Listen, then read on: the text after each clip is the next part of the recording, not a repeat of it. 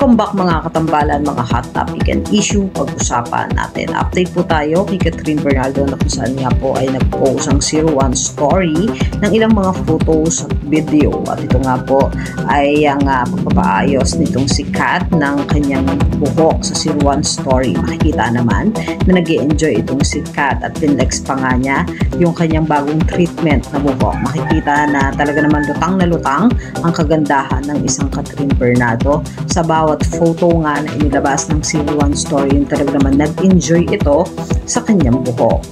Makikita naman na napakasimple ngunit lutang na lutang nga ang kagandahan nitong si Kat. Samantalang kahapon ay naglabas din si Catherine sa kanyang social media account ng ilang mga photos at ito nga po ay para doon sa TCL na kung saan nga po ay brand ambassador itong si Kat.